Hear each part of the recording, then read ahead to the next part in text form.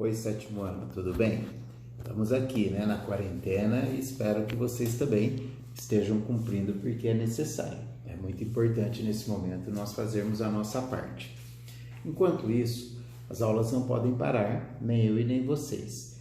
Portanto, hoje nós vamos dar continuidade na nossa apostila e a aula que nós vamos trabalhar será essa, a aula 5. A aula 5, ela chama Europa Feudal, uma sociedade de ordens.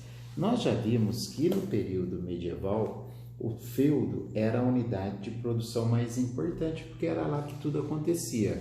Era apenas uma agricultura de subsistência, os servos viviam daquilo, pagava diversos impostos para os senhores, como vocês viram naquele momento em que vocês analisaram o castelo e foram muito bem, e também tinha os militares e o clero.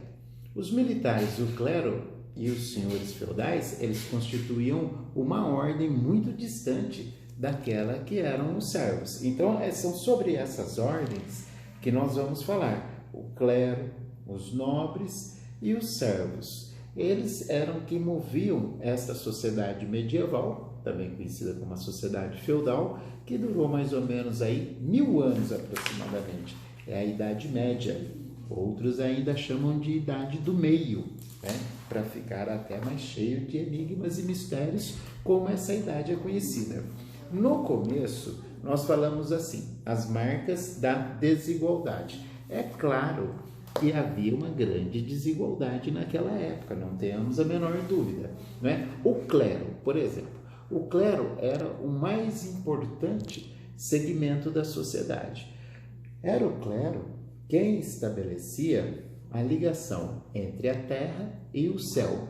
As pessoas eram muito crentes e dedicadas à religião naquela época e não conseguiam conviver com uma ideia que depois que eles morressem, eles não teriam lugar para ir. E, portanto, a partir daí, a igreja soube trabalhar o psicológico muito bem dessas pessoas e transformaram-se no principal poder da Idade Média. E eles oravam, era essa a função deles, e também fazia acordo com os militares, com as pessoas do senhor feudal, que muitas vezes tinham o seu filho mais velho, que era o chamado primogênito. Esse filho mais velho, chamado primogênito, era quem ia herdar toda a herança do pai.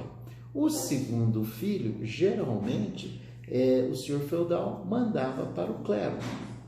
E o terceiro filho ia seguir carreiras militares, assim por diante.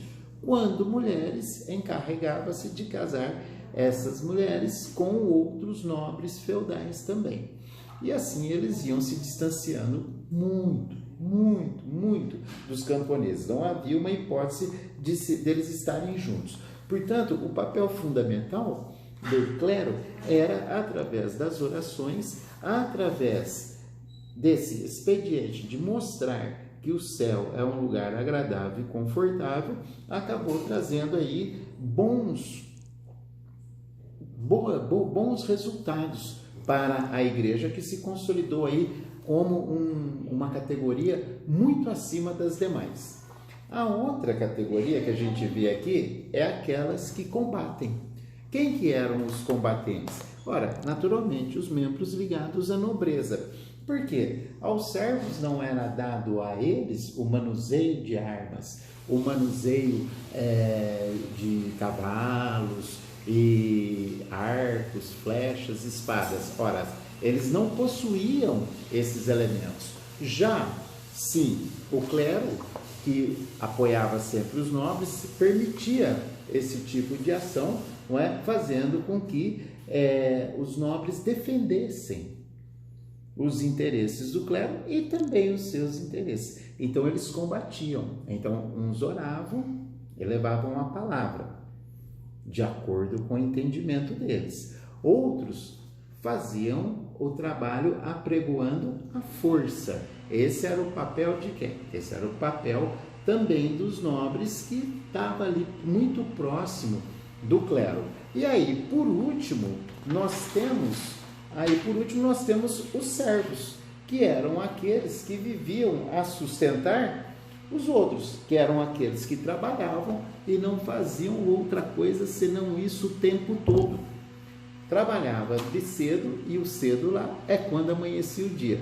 Quando anoitecia, obviamente, eles recolhiam-se às suas casas e sempre com muitas dificuldades para se alimentarem, né? Então, além deles trabalharem nos campos do Senhor, eles tinham que pagar despesas em produtos imenso para esses senhores, ficando muito pouco com eles e passando muita fome. E passando muita fome, viviam pouco. Eram alvos de muitas doenças, eram alvos de muitas dificuldades, pestes e por todas as desavenças que podiam acontecer.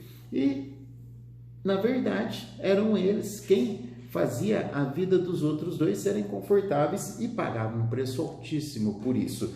Portanto, essa era a outra categoria, a categoria dos servos, aqueles que trabalhavam para agradar, para criar possibilidade para a existência dos outros.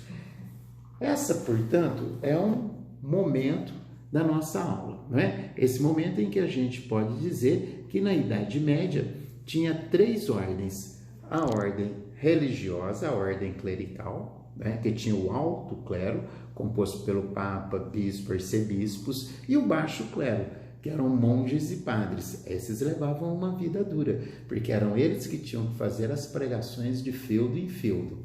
Depois do clero, né, nós temos então os nobres e seus filhos, não é? Os seus filhos que alimentavam a cavalaria, dominavam a espada, dominavam o escudo, dominavam o arco e a flecha e que faziam a defesa. E também possuíam cavalos e era dado a eles o privilégio da caça. E por último, quem não tinha direito a nada? O servo.